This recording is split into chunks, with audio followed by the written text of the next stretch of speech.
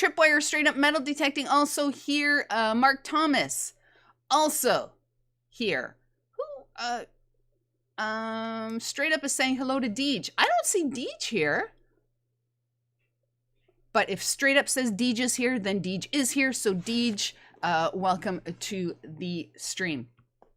All right. So I guess you're all here to I guess question to or question at, watch the chat with Phil. So I am gonna bring Phil into the chat. Hang on here. I am about to bring in Phil. Let me get my other screen up. There it is right there. And good morning, Phil. How are you? I'm great. I should say, all right. Right on. Now, you are usually on the other side of a little conversation, are you not? Yes, I am. I'm usually on the other side on Treasure Talk. So this is a new experience for me. Oh, right on. Oh, my goodness. I am looking pale. Phil, you look really, really nice and tanned. And I think because of my overabundance of lights here in the studio, I look really, really pale. Oh, my goodness. Yeah, I got a little sunburn from doing some home projects. I wish I could say it was from the beach, but it's not. Okay. That'll be next weekend. Oh, my goodness. Now, for those of you watching today and have never met Phil before, Phil is a metal detectorist from Tampa, and he owns a metal detecting store as well, and he's a live streamer. He along with Jeff, who is in the chat, put on a great live stream called Treasure Talk. Now, before we get things started, I just want to get this out of the way. Where did the name Guru come from? Oh, that's a long story. People have been calling me that for probably the past 25 years. Different people have, and I kind of like it. I thought it stuck. So my friend Jeff calls me the guru, and people called me that because I always had the answers. I was the guy who read the owner's manual and read every book available in a particular detector. So I had the answers. So they just called me guru. I don't know if it was to be funny or not, but I liked it. And I thought it was fun. So I grabbed that Metal Detector Guru website name and I just kept with it.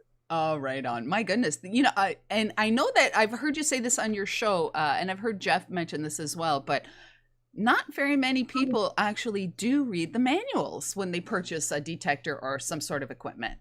No, they don't. And it's the funniest thing because I get questions from people on, hey, why does my detector sound like this on the beach? They'll call me on their cell phone and ask me this. And I mean, this happens all the time. And I said, well, what do you have your sensitivity at? And then their response is, what's sensitivity? So it's kind of comical at times. But, I help them out. And it's nice that you have the knowledge now to, like, anybody can ask you any question pretty much about any detector and you'll have an idea. Yeah, try to. Absolutely. Right on. Right on. Everyone wants that kind of a friend. Yes, for sure. I wish I had that person when I had a question on it, but I'm back reading them owner's manual and trying to watch stuff on YouTube too. That's about me. I just I learn from everybody. That's the secret. You got to always keep learning. Every time you're hunting, you're learning your detector, so you know what the detector is telling you. That's the most important thing, I think, in metal detecting and treasure hunting. Right on. Now, Phil, I've kind of broken up our chat today into 3 sections. We're going to talk about beach detecting. We're going to talk about your store, and we're also going to talk about treasure talk. If that's okay.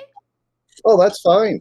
Wonderful. Absolutely. Wonderful. So let's probably go back many years from now or from today. Now, do you remember the very first time you picked up a metal detector?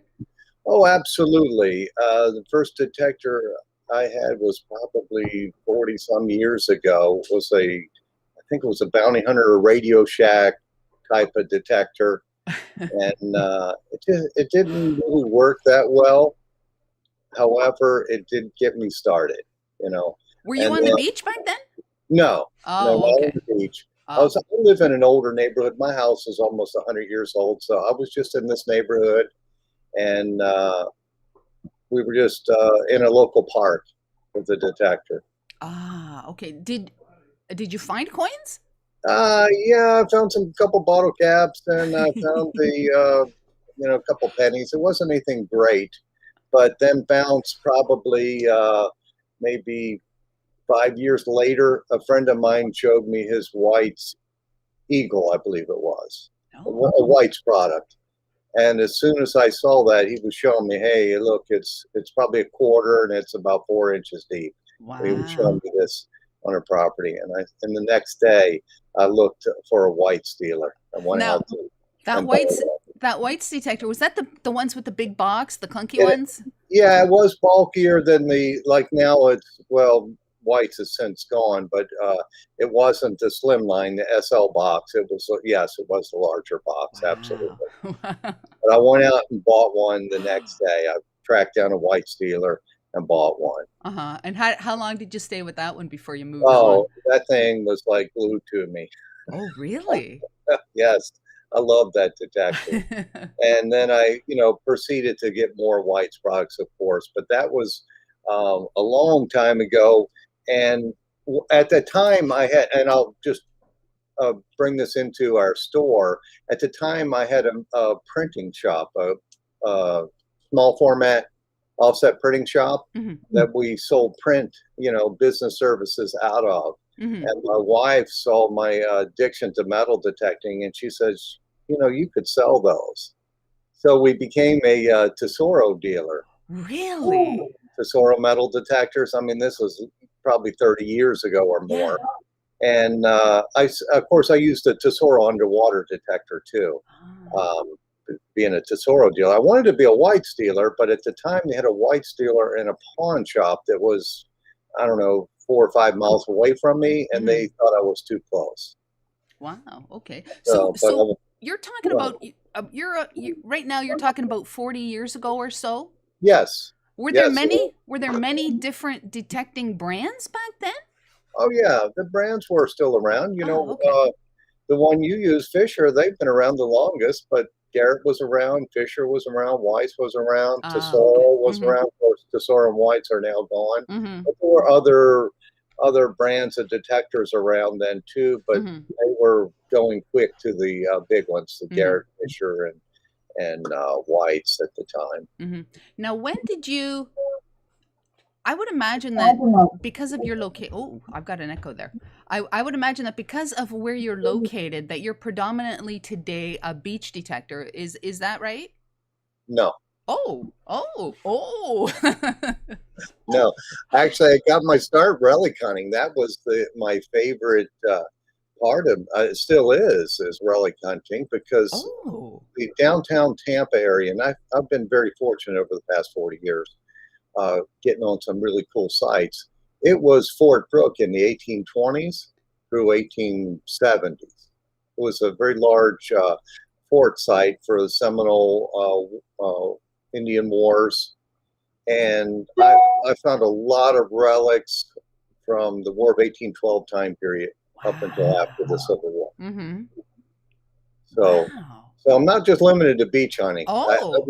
You know, and I've done some relic hunts up in Culpeper, Virginia, and my folks are from up in Maryland, Pennsylvania, West Virginia area. So I've gone up there, done some relic hunting, and I just enjoy that part of the detecting. I beach hunt because beach hunting is actually more profitable, because I don't sell any relics. I just think they're too cool to sell anything like that. But I will wrap out some gold now and then, especially when it's as high as it is today. Okay. You know what? I'm like, I totally thought you were 100% beach detector. Now, in the winter months, the good thing about being in Florida, we can hunt year round, but in the winter months, that water gets a little chilly. Right now, it's probably close to 90 degrees, so it's like bath water. Wow. But the winter months, it get down too cold for me to be in unless I put on a wetsuit. And lately, with this COVID thing, I have a real hard time getting in my wetsuit, so that's not going to happen. Yeah.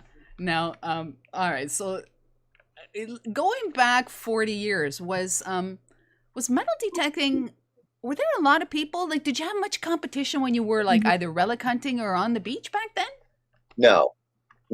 Definitely today, there's a lot more folks doing it. I think it's one of the fastest growing hobbies, even through this whole pandemic.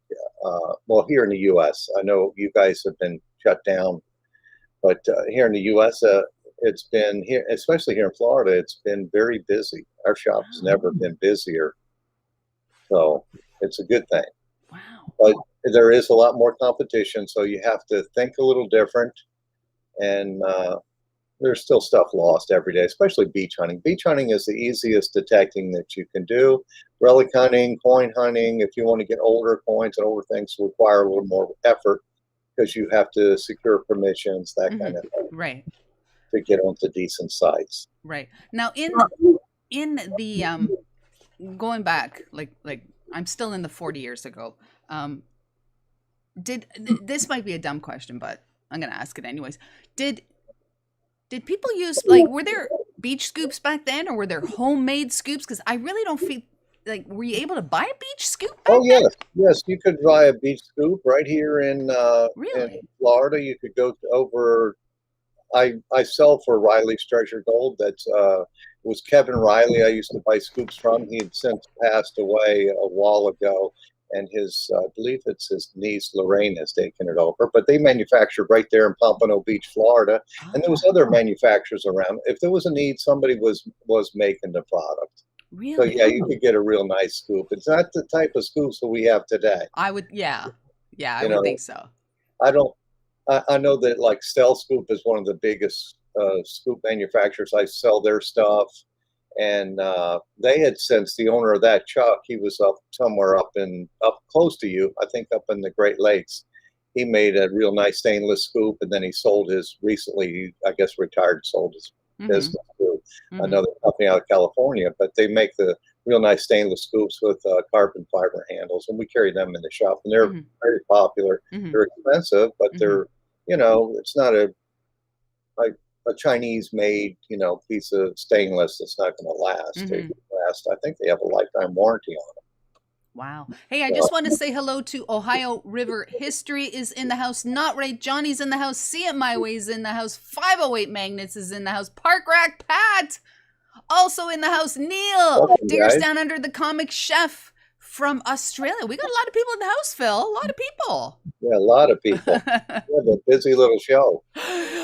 Yes. And I'm very blessed. I must say, I'm very blessed for that and thankful. Now, Phil, how would you say that we're going to talk about beach detecting again? How would you say beach detecting has evolved from like back then to now? Is it more of a specialty? Like, do you need to go to like beach school or, You learn so much. You can learn so much like on a show like this or on YouTube. I don't think you need to go to a beach school, but you can watch what other people's channels like yours and other detectors who do beach hunting. But the easiest way is to buy a decent detector and get out there, read your manual first. So that's important. And get out there and start doing it. Dig everything for a while. That's what I tell people. Dig everything. If you don't want to dig the iron, then by all means turn your iron discrimination on, but dig everything else. Because, small gold comes on the low end where the aluminum gum wrappers and aluminum foil are at. Just dig that stuff. If it's got a positive signal, dig it. And my wife just shouted over, we do some training. I've been so busy in the store lately, I haven't had a whole lot of time to do that. But, it's beach hunting, I think, is the easiest type of hunting to get started in. To be successful requires a little bit of work. Yes, yes, it does. And reading the beach and doing a lot of things, going to beaches that we have one of the busiest beaches here, Clearwater, right in our area, and they get like 5 or 6 million visitors a year. So that has constant people dropping off stuff which are known as depositors and losing things. And so it's constantly being replenished. So, that would be a good beach in my area for people to start on. I kind of stay away from that one because the parking is the most expensive. And I like the other beaches that aren't all the party beaches, further south. I'll hit them. We have so many beaches in our area, and I could hunt them in the winter. I do hunt in the wintertime, but then I'm hunting by tides because, like I said, I don't want to be in the cold water. I'll do the wet sand then.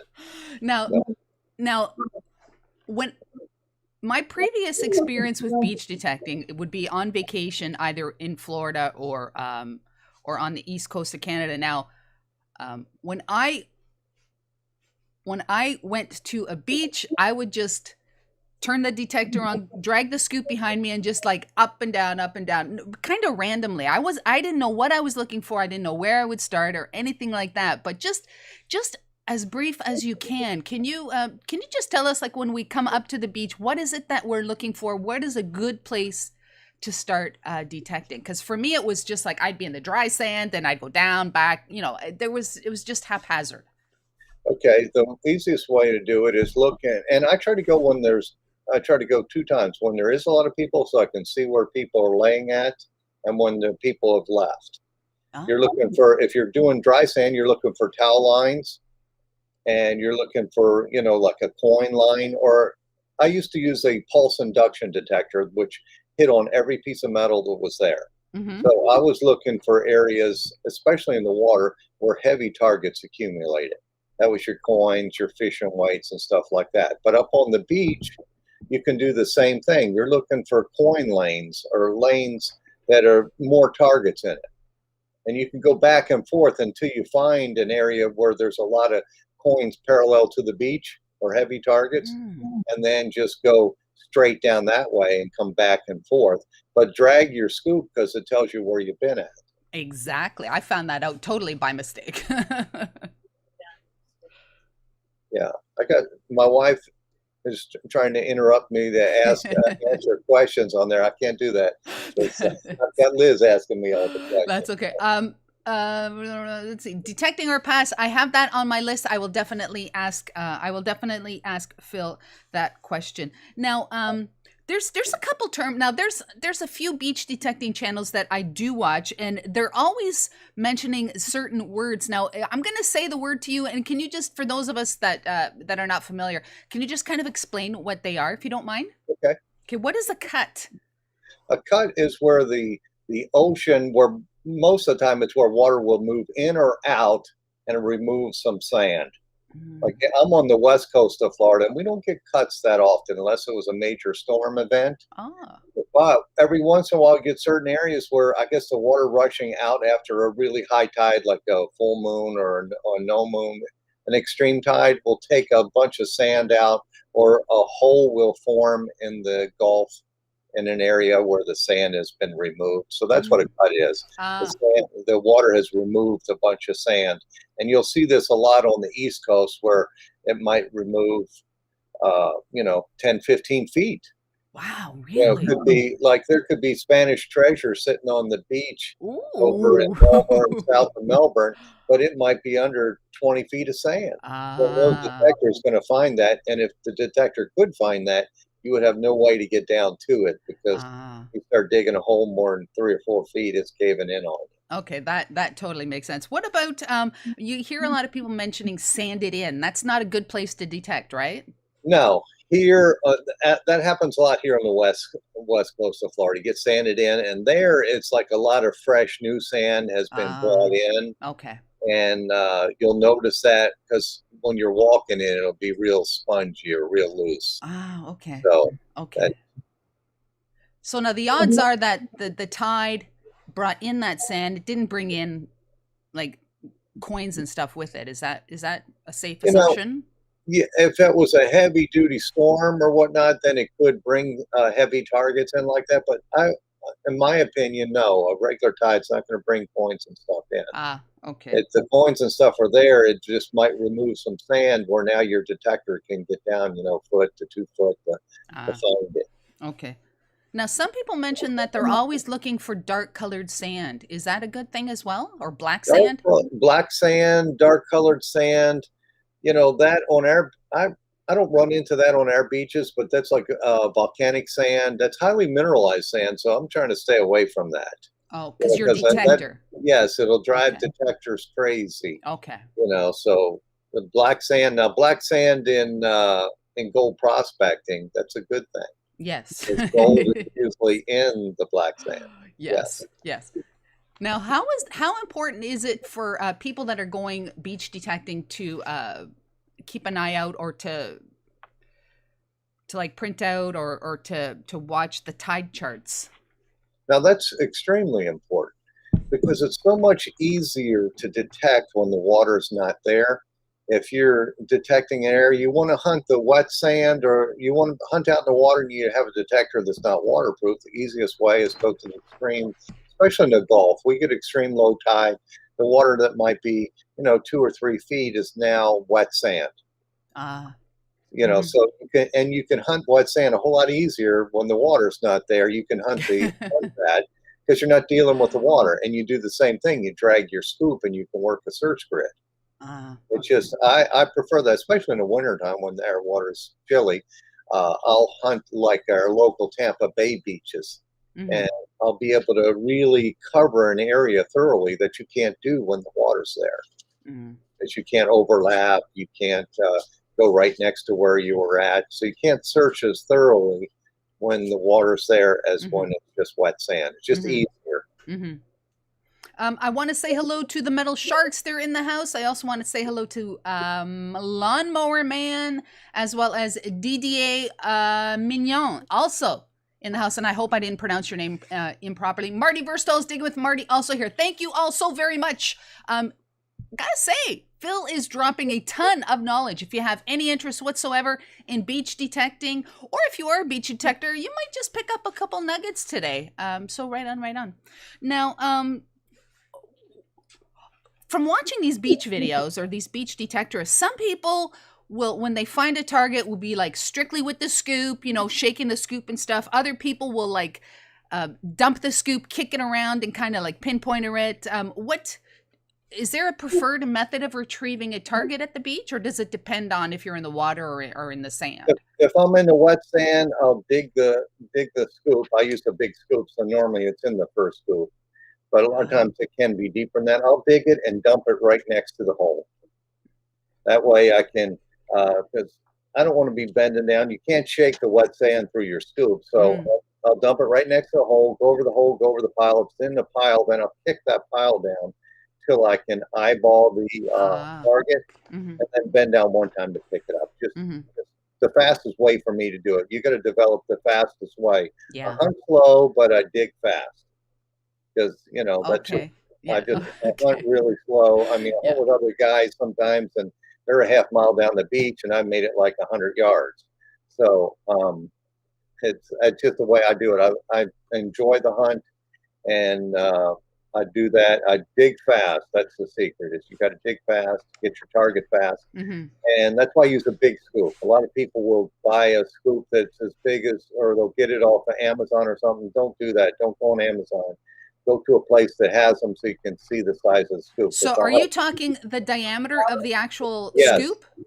Yes. So like how big is your My beach scoop is probably 9 inches across, and probably about, I use the Stealth 920i, and it works extremely well. It's you know, angled, and it just digs really fast. But I see people come in the shop and they'll have a scoop. They're looking for a handle for it, and the scoop is big as my fist. And I'm thinking, that'll take you, you know, 20 minutes to recover a target. Yeah.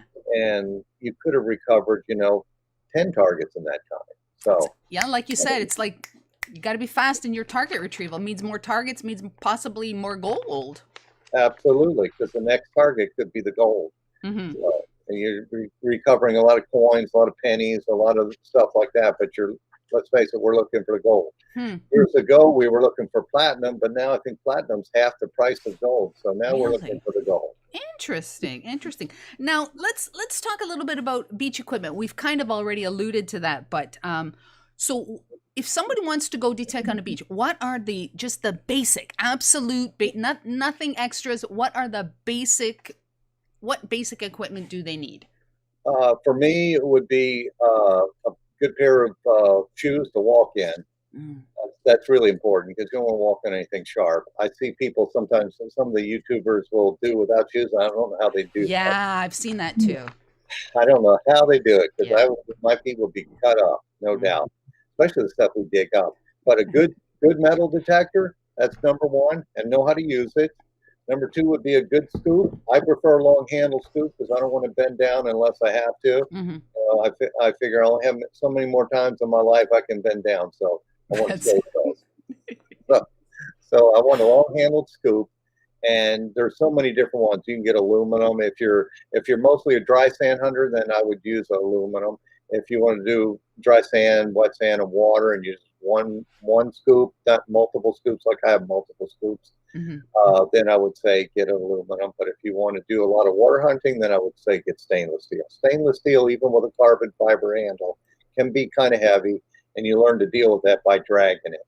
But you need a good scoop, a good detector, and you need some type of trash apron or pouch to put your stuff in, and also something to carry some water on, a nice hat. And, you know, I sell a lot of pinpointers. I don't use a lot of pinpointer on the beach. I know a lot of guys do and love it.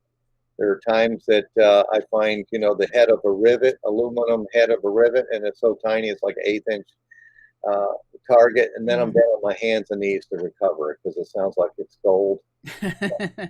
And then I'll do that. Then I'll say, oh man, I should have brought a pinpointer. But for the most part, I never use it because it's just another thing to bring. That's and I true. do a lot. Yes. I do a lot of water hunting, and I don't want that thing floating away. If you're going to use a pinpointer, make sure you get a lanyard to hook it to you. Yes. Now, Phil, is the wooden handle dead on a scoop?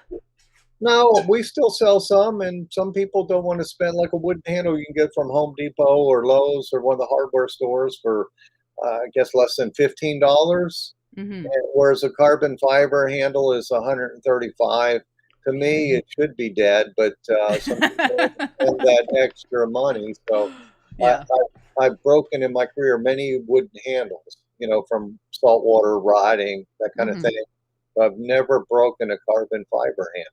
So knock Okay. on wood, that'll continue happening.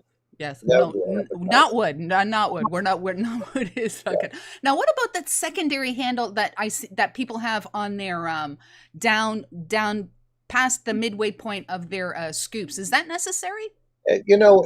It's not necessary, but it is a definite aid. To put a nice handle lower, closer to the scoop, because it's easier to lift it out of the muck or whatnot if you're in muck or out of the sand, because that scoop can get pretty heavy. So it is an aid. And I see people up north will put them on the back of the top of the handle and pull back with it. I use one on my scoop. I like it because just if I'm out in deeper water, it's just another handle to have on it. It's easier. Okay. Now, so that's the basics. Now, if money were no object, money's no object. Equip me with money, no object. For what? For beach hunting? Yes. Yeah, I would get a nice stainless scoop with a carbon fiber handle, the Raptor pull handle, or the folks up in Canada make the Modus handle, although they're shut down right now, and I don't think they have any inventory of that. But a nice handle on it, a nice water pouch, which that's going to be around $30 for that. We sell we've got a yellow one branded with our name on it, or an Anderson water pouch. Those are good too. Let's see, what else would you need? Oh, and really nice detector, waterproof detector. I know you rep for Fisher, so they have a real nice underwater detector, the CZ21. That's an awesome dual frequency detector, so it handles the salt water very well. So that's a dive unit. Now they haven't come out with a multi-frequency line detector like the Equinox, but an Equinox, if you want a multi-frequency, multi-purpose detector, that's a good one right now. But I imagine Fisher's well on their ways of making something to compete with that too.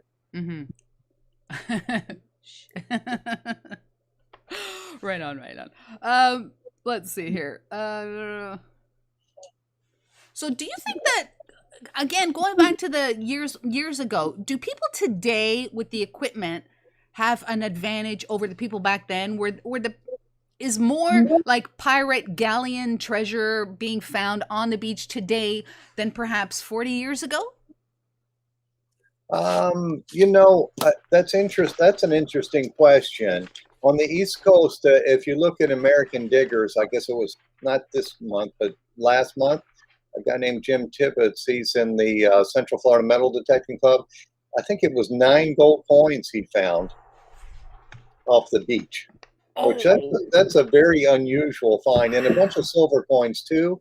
And so I think our technology today is faster. Our chips in the detectors, they all have computer chips in them, are faster. So I think they are faster. Response rate is good in heavy iron areas. So I think you will find more stuff deeper, because it's not getting masked out by iron, just because the detectors respond faster. So I think today's detectors do have advantages. They're lighter, faster processors, and I think they do go deeper. Okay, fair enough. Now, DTA in the chat brought up a question, or a statement. He mentioned headphones. We didn't talk about headphones. Do you need headphones to be a beach detectorist? Yes, absolutely, because you're going to have people around, unless you're going in times like at nighttime or times when there aren't people around. But I always wear headphones. I never go to hunting without headphones on, because you'll hear deeper targets. You will not be interfered with other people. You can act like you don't know or whatnot, or start speaking Spanish when people ask you what you found. All right. There's all different ways of, or telling them your buddy down the beach gives away all of his stuff if it's kids. I've done that before, and all the kids run down the beach to my friend. But yes, headphones are very important, because one, it makes your batteries in your detector last longer. Two, Oh. you're going to, all the wave sound and stuff like that, if you're on the beach, Mm-hmm. are going to interfere with you hearing your detector. Mm-hmm. There's a lot of reasons for wearing headphones. So are you talking like waterproof headphones, submersible headphones, or just headphones in general? Should we Yes, pay the extra $50 or $100 and get the waterproof ones? I would, if depending on what detector it is. If it's a land detector, just get the extra, around $30. You can get a set of land detector headphones, Mm-hmm. or wireless headphones. Most of the detectors now, manufacturers are coming out with wireless products. Those are nice. That is one of the neatest things in detecting over the past 40 years is the wireless headphones. You're not Mm-hmm. tethered to it. Mm-hmm. But if you're beach hunting, you're going to have to be, or if you're water hunting, you're going to have to be tethered to it, because as soon as the housing of your detector, if it's waterproof, goes underwater, you're going to lose that wireless signal. Mm-hmm. Yes. Just a fact. It's going to happen. It happens with Deus, with Mind Labs, with all of them. Mm-hmm. With Garrett. You're going to lose that signal. So yes, get a pair. If you're a water hunter or occasional water hunter, get a set of nice waterproof headphones that plug in. That way, you're not worried about losing your signals. All right, sounds fair. Now, Phil, we're going to change the direction. We're going to talk about your store, if you don't mind. Go right ahead. I'd love to. Love to. So when did you first open the store? Well, I told you we had a printing business. So what we did was my wife said to me, you could sell those things. And I think really she just wanted me to get a better price on my stuff. So she said, no, you could sell those. So we became a 𝗘𝗫𝗖𝗪𝗘𝗪 dealer. Probably, I guess it's been right around 1990. It might have been a little sooner. I'd lose track of years. They've gone by so fast. But we started selling 𝗘𝗫𝗖𝗪𝗘𝗪. I wanted to sell whites, but they wouldn't let me be a dealer because the pawn shop had them like 4 or 5 miles away. But then a year later, they called me up and asked me, hey, would you be our dealer? Because we're getting some complaints that we're in a pawn shop. I said, sure. I asked you a year ago. Yeah. And then we became one of their top offices, probably in, I don't know, at that time, it was the distributor had, I think, maybe 6 or 7 states. We were their number one dealer for many years. For many years. And I loved White's products. I still do. But, they didn't keep up with making them lighter, faster, and waterproof. That's the secret. So any detector manufacturers out there, lighter, faster, and waterproof. Yes, yes. Hey, I just want to say the Niagara Relic Hunters are in the chat, as is Chrissy, Outdoorsy Gal. Oh, Tin Cup Tim also here. If I've missed saying hello to you, it's not intentional by any means. Now, Phil, are you strictly walk in? Like somebody has to actually come down to your shop to get stuff? No, we have a website. People buy off the website. We used to sell on Amazon, but Amazon is just such a racket that I just, they make so much money, and yet they don't pay any taxes. I said, yeah, I don't like this company anymore. So, so I just sell strictly. I do have a website. I do sell a little bit on eBay too. You'll see Metal Detector Guru on eBay, and then I have, of course, my website. But I sell mostly through the shop. Now, people. Oh, sorry. I'm sorry, Phil. Go ahead. No, you go ahead. I was going to say, people can walk in the shop, and it's nice when with a detector you can pick it up and make sure it's going to work for you. The size, the weight, that kind of thing. So I think it's a real neat thing. I know there's not many metal detecting stores around. You might have a hobby shop that might have a few Garretts in it or whatnot, but there's not many.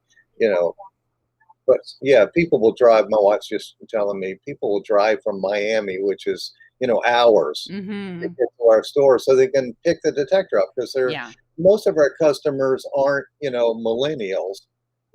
They're older folks, and they want to actually see and feel it, touch it. Well, not only that, but different detectors. I mean, they might all be, work at the beach, but they could be bottom heavy, like coil heavy, or and if you don't actually get a chance to try that out, you order something from Amazon, you get your box, you put your detector together, and you've just spent in Canada you could spend like $800,000-$900,000 or more, and it's not really what you wanted. Whereas, at your store, they wouldn't have spent that money. They would probably have found another model.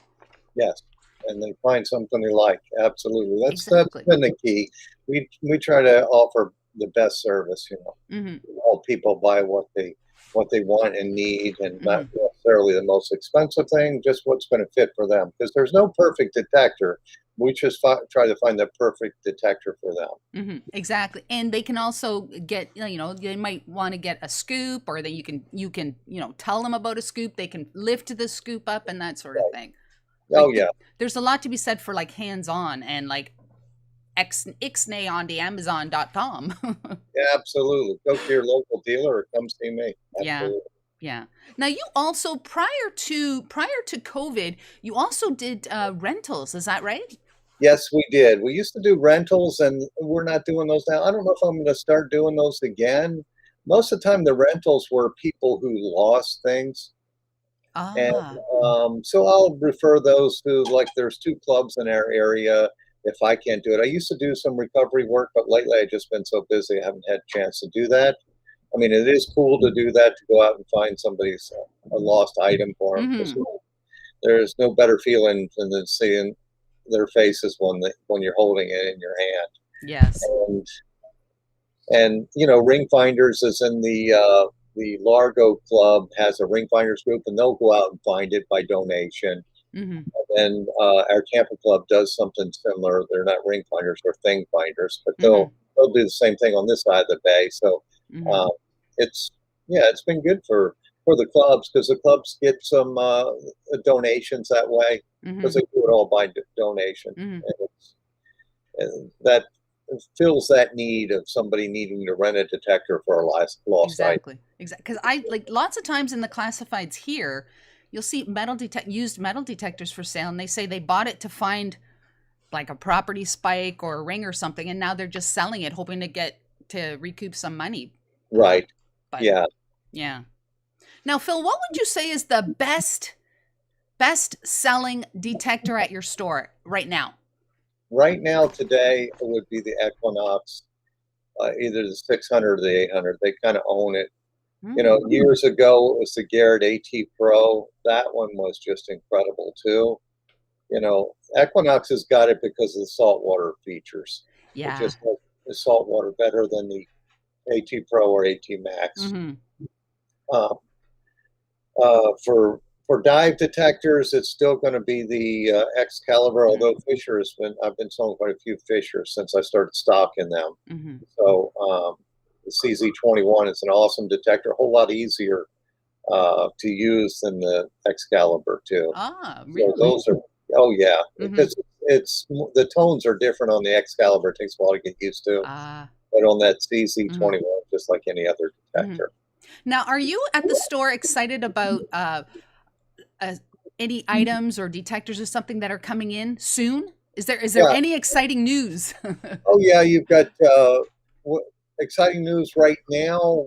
What we have in the store, we have the Blue Nemos. I don't know if you saw them. The hookah units that pump air down to you to 10 feet. Those are selling pretty quick, and people love those. You can get out a little deeper, and you can snorkel or dive to 10 feet. And I've got one on my website where one of the club members over in the Suncoast Research and Recovery Club uses it to find a ring. It was a ring finders trip, and they had lost a ring, and they're working on the boat, and it's underneath the boat. The boat's up out of the water, and it's in a marina, and I think he said it was like 1.5 foot of muck at the bottom, but he was able, in 10 feet of water, to go down and get the guy's ring. So it was a happy day. So that's a cool product that we just recently brought into the shop. And then other items, we've got the Fisher AQ Pulse. That's going to be coming out here. We're going to be demoing that in the shop in July. That's July, I think it's the 19th. It's that weekend. If I'm off on the day, it's a Saturday, and we're going to have Russ from Fisher there for that. Now that Didier mentioned it. He said he's really excited about the arrival of the Impulse AQ. Now that's kind going to be a game changer insofar as discrimination. Is that right? Yes, discrimination, and it's a pulse. Pulse always go deeper. I got my start metal detecting in the water with a pulse, and they would go deep as all get out. Your only drawback was you dug every target. And I would hate to use one of those today because as the hobby has gotten busier, everybody's using a discriminating detector. And if you're the only guy using the pulse, you're going to dig every piece of iron that's been dropped for the last 20 years. So that's why it's going to be cool that it has discrimination. You just need iron discrimination. If that works out the way they say it does, that's going to be an awesome detector. Right on. Now, what about scoops? What's your best-selling beach scoop right now?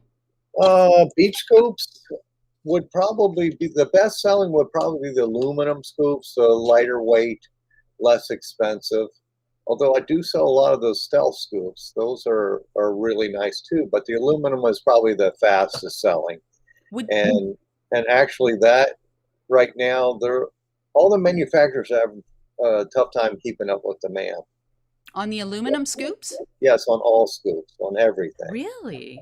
Because I think the hobby has really gotten busy this year. Well, with COVID, right? Yes. I mean, it's the best hobby. You can do it by yourself and you're social distancing, and it's wonderful. Right, and you're not going to be right next to anybody anyway while you're metal detecting. You've got to be at least 6 feet away. Exactly. So I think the manufacturers, that's my biggest issue right now, is keeping inventory in stock. It sells really fast. Really? My goodness. All right. So apart from metal detecting and apart from your store, you are also a live streamer with your pal Jeff, are you not? Yes, I am. We do the Treasure Talk show every Monday night. And actually this Monday night is our 1-year anniversary show. Congratulations on that. Well, how long have you been doing yours, Liz? Oh my goodness. Multiple years. Yeah, has it been? Yeah, it's been probably 3 years, I would think. Neat. Yeah. That's awesome. It goes by really, really fast. It does. I can't believe this year has gone by so quick. So what led you to create Treasure Talk? Where did that come from?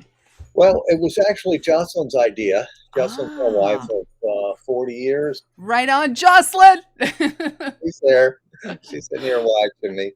And it was her idea. She thought, you should do that. You should have a little show on Facebook or YouTube. And actually, she said Facebook because that was the easiest platform to start on. Mm-hmm. And then it just took off from there. And Jeff, he's been unbelievable because he books most of the guests. I mean, I might have an idea of one, and he just tracks them down and does it. Mm-hmm. And he does the streaming, from his house. And other than a few hiccups with internet problems he's had, I mean, it's been awesome. Yes. Now, so Treasure Talk is pretty much the faces that we see are you and Jeff, but there is someone behind the scenes who I think is an integral part of the show, and probably Treasure Talk wouldn't be what Treasure Talk is without this person. Now, tell us about this person. That must be Jocelyn. She's behind the scenes, and she's the one handing me the questions. Because as you know, they go by really fast on the live stream, and I can't stare at that. You might be better at it and read the questions. And Jeff does it on YouTube, and he does a good job on that, but I can't do it while I'm talking and answer the questions. So Jocelyn will write them down and hand them to me. Right on. Right. So, it's easy to miss stuff when it's flying on your screen. Yes, absolutely. And with your stream, I guess you have to hit. And I just started following your stream, and so if you folks talked to me last week, I hadn't figured out how to chat yet, so I just got to figure it out on the YouTube, because I've never done YouTube before. I'm mostly on Facebook. Right, because Treasure Talk was solely on Facebook before. Yes, and then we had the idea. We have some customers who are hearing impaired, and we wanted to have the closed captions. Oh. So we heard that on YouTube, if you have more than 1,000 subscribers, you get free live closed captions. I did not know that. That's why we jumped over there. But as soon as we did Ah. that, we if someone's hearing impaired and wants to see the type, all they have to do is hit the button on their end. It's nothing you do, but they do it and they'll show up. And I'll do that on Facebook. Now Facebook does that too, because I think on Facebook we have over 1,700 subscribers or members Wow. on the Facebook group. Wow. It's Right been, on, right on. tremendous. I'm just amazed at that. Yeah. Hey, I just want to say hello to Dirt Diggers UK have joined the chat. B. Higgles has also joined the chat. Thank you all so very much for that. Now, yeah, I gotta say, when there's a lot of people, and I know this is, some people are probably going to think, are you kidding me? But some people do not have Facebook account Yes. for whatever reason. And it's wonderful that you figured out a way to simultaneously stream on YouTube, because I think now you're getting just a whole bunch of other people into the Treasure Talk show. And that's just like really, really opened it up. Yes, it has. Yeah, I don't know the exact count on YouTube, but that does open it up, because there's a lot of people who don't like Facebook, just simply don't like it. And I get it, because it is kind of crazy. I don't understand it. So the actual Facebook, because you'll look at something 1 minute and try to go back to see it again, and it's gone forever. Yeah. I just don't understand any of that kind of thing. But Yeah. hey, if you have a bigger platform, if you have both of them, then you're covering more area. Mm-hmm.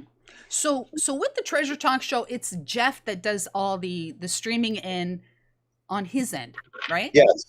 Yes, he does, and he does an awesome job. He also books the guests and does the drawings. He has the random drawing application too. Mm-hmm.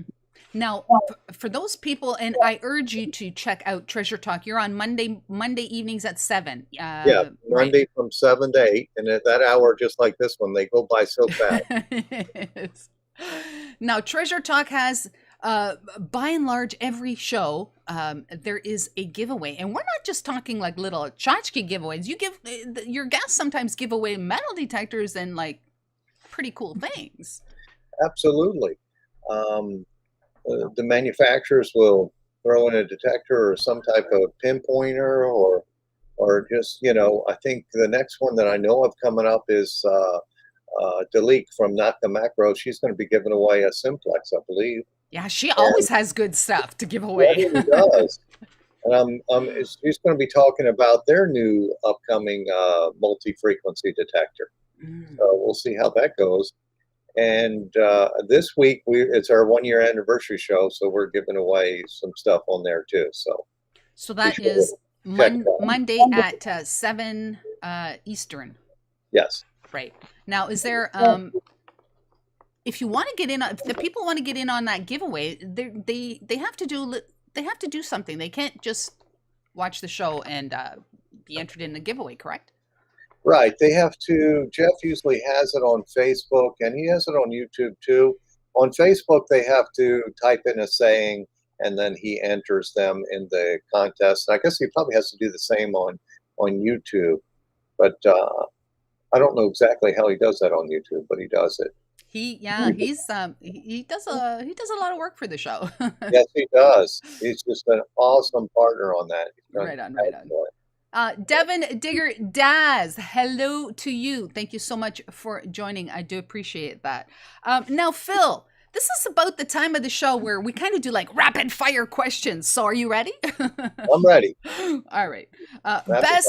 Best metal detecting find ever. I would say I found a U.S. belt plate, a Civil War time period belt plate. That to me, because I'm here in Tampa, I never thought that would be possible, but I found that here. So that would be what I consider my best. Probably not nearly the most valuable, but to me, that's my favorite. Oh, very nice. Very nice. Have you ever found pirate treasure? Not pirate treasure, but I have found some Bitcoin, some cobs on the east coast of Florida from the 1715 plate fleet. My goodness. So that's Spanish treasures, not pirate All right, treasures. all right. Well, maybe, yeah, okay. The pirates stole Spanish treasure. I don't know. Yeah. I don't know how that works.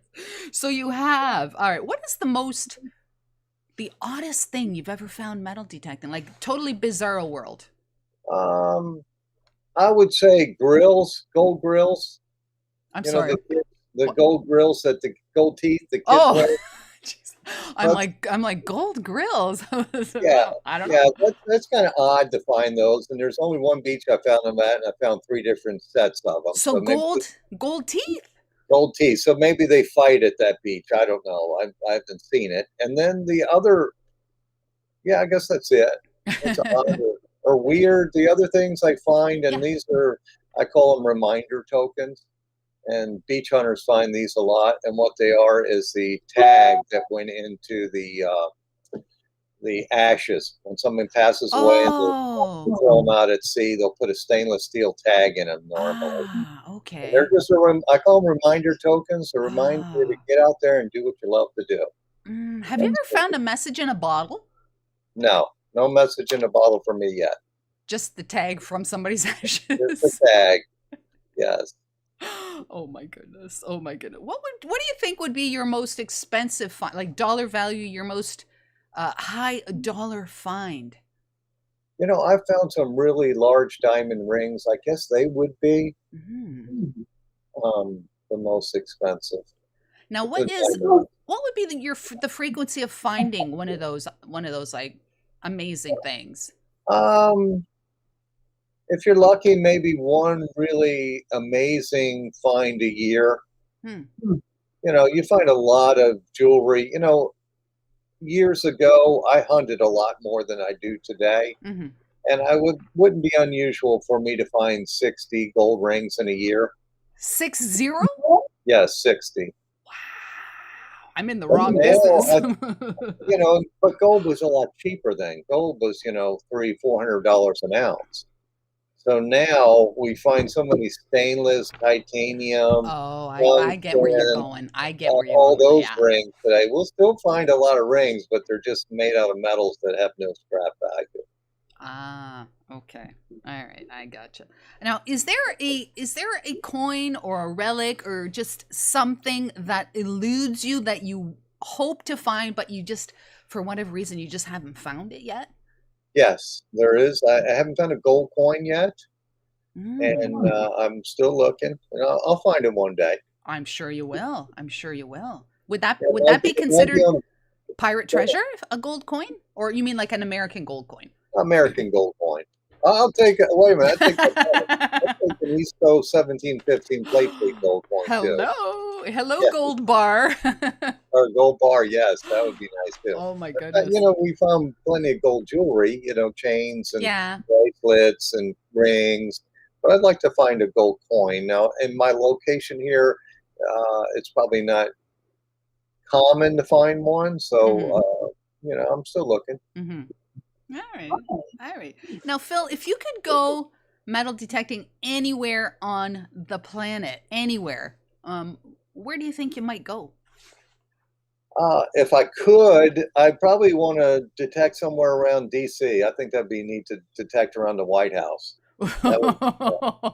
Is Jimmy Hoffa down there somewhere? I don't know, but it'd be fun to look around the White House or go out to Alaska or Australia. One of those. Right on. Oh my goodness. So what we're kind of wrapping things up here. What is next for Phil? What's next for Phil personally? Maybe Phil the store, Phil Treasure Talk. What's next? What's next for me? I'm just living the dream. I'm just having fun with this. I love my job. It's not many people can say they love their job, so I really enjoy what I do. I enjoy helping people. I enjoy being an ambassador for the hobby and helping people get started in this fun and exciting hobby. I just enjoy doing that, so I'm not ready to quit it yet. I'm about retirement age, but I'm just not ready to do that. Right on. So how do people keep up with Phil? How do they apart from being in Tampa and actually physically going to your store, what is your website? The website is metal-detector-guru.com or 𝗏𝗡𝗢𝗎𝗡.com. That's probably the main name, Myers Depot. Mm-hmm. And they could also follow us on Treasure Talk, of course, on Facebook and or YouTube. Mm-hmm. And I do have, what else? My email is flphil, like Florida Phil, at me.com. So FloridaPhil@me.com. Mm-hmm. And what else could they do? I guess in my Facebook page is Myers Metal Detectors, or Phil Myers. I'm on there too. Mm-hmm. Okay. So they can follow us that way. All right. Any parting thoughts, Phil? This has been fun. But, I just remind everybody I am big time relic hunter. I'd rather do that. The money's at the beach, but the relics are just cool. Those kind of things, when you dig something that's 150 years old, it's just amazing. Yeah. Now, do you get time to go relic hunting?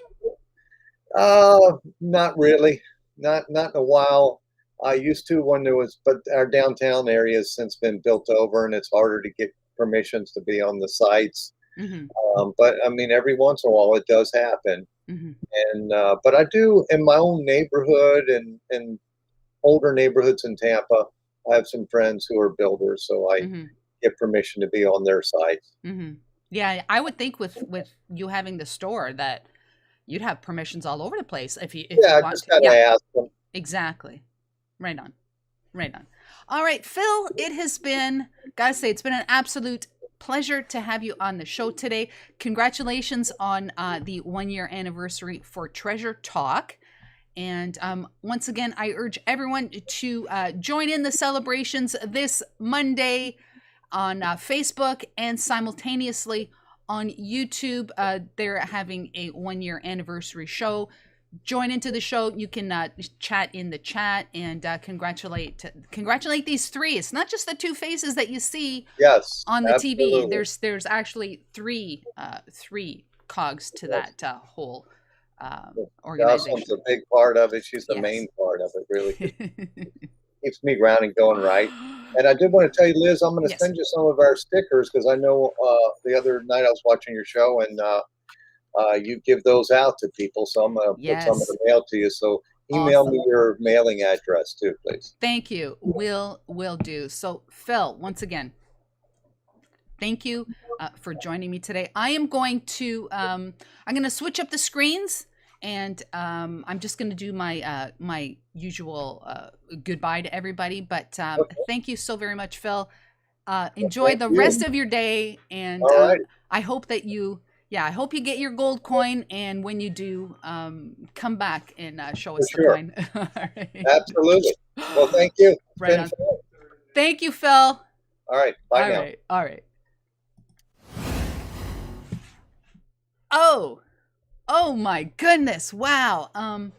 Gotta say that was a very, very, very educational conversation. If you're in the Tampa area or you're vacationing down into the Tampa area, definitely check out Myers Metal Detectors and get the hands-on customer service, which you do not get on Amazon or other online sources. So right on. If you have a guest, or if you have an idea of a guest or a suggestion of a guest that you'd like to see me chat with on the show, send me an email and I will definitely try to make that happen. And if you're watching this in the future, that means you're watching the replay. I thank you so very much for watching the replay. Consider joining us live one day. We do off the cuff every Thursday at 7 o'clock. We do Coffee with Liz every Sunday. Every other Sunday, we have a casual conversation with a fellow YouTuber. I want to thank everyone for watching my videos. I want to thank everyone for commenting on my videos. I want to thank the members. I want to thank the people who super chat, all that. Oh my goodness, if you weren't out there, I'd be here by myself and just wouldn't be really, really good for taking Canuck. So I thank you all. I hope that you all have a great rest of your day. And remember to be safe. And my goodness, you've heard me say this before, but I can't wait till this whole COVID thing is over, because I want to travel again. I want to meet you all. I want to dig with you all. I want to share snacks with you all. I want to share beers with you all and stories and all that sort of thing. So let us all do what we have to do, and hopefully we will all be together very, very soon. That is going to be it for today. Enjoy the rest of your day. And if you're out metal detecting, or you're going out metal detecting, I hope you dig a bucket lister. And if you do, come back and share it with us all. Have a great day. Enjoy the rest of your day. Thank you for joining me. My name is Liz. This was Coffee with Liz. If you enjoyed the show, remember to hit the thumbs up on the way out the door. And if you didn't enjoy the show, you're welcome to hit the thumbs down button, but do me a favor, hit it twice. Right on, right on. Have a great day. Get your official Diggy Connect merchandise at Teespring. Mugs, t-shirts, hoodies, and more. Remember that every purchase you make helps to support the channel.